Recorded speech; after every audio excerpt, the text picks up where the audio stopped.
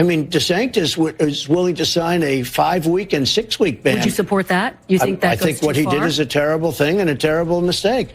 So former President Trump did a round of interviews over the past week with Megyn Kelly and with NBC Meet the Press.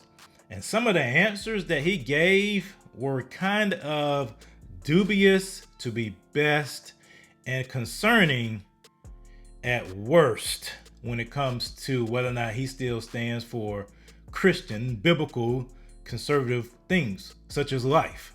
Give voters who are going to be weighing in on this election a very clear sense of where you stand on I think they're all going to like me. I think both sides are going to like me. What's going to have to happen is you're going to have to listen. You're asking me a question.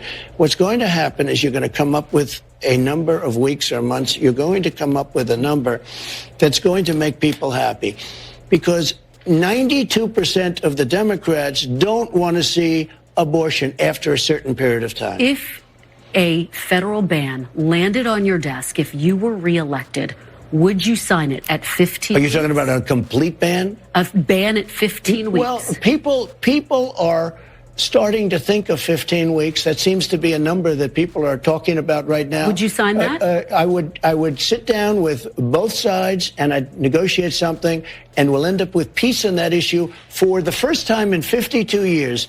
I'm not going to say I would or I wouldn't. I mean, DeSantis is willing to sign a 5-week and 6-week ban. Would you support that? You think that I think what he did is a terrible thing and a terrible mistake. Now, you heard him say that he'll negotiate with Democrats. Democrats don't want to negotiate on this. You can't negotiate with a demon. You can't negotiate with a spirit of death.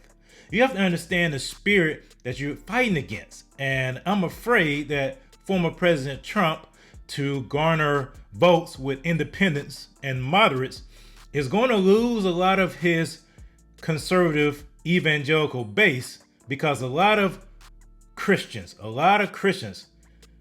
vote primarily on the issue of life.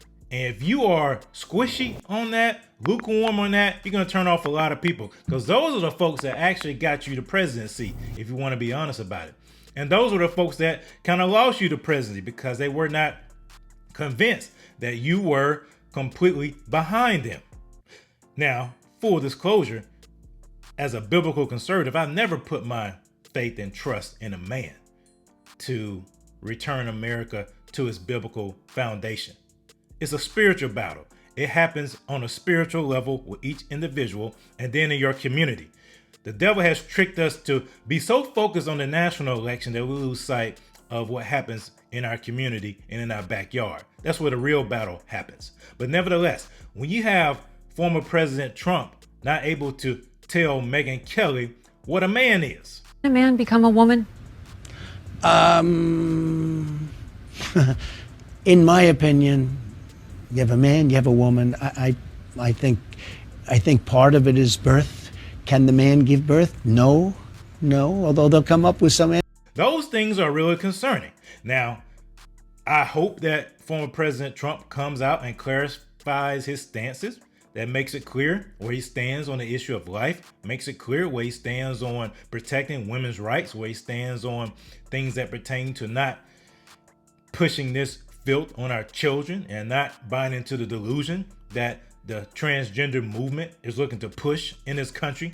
But if not, if he continues to waver, if he continues to dilly-dally, if he continues to be double-minded when it comes to these things, I'm sorry.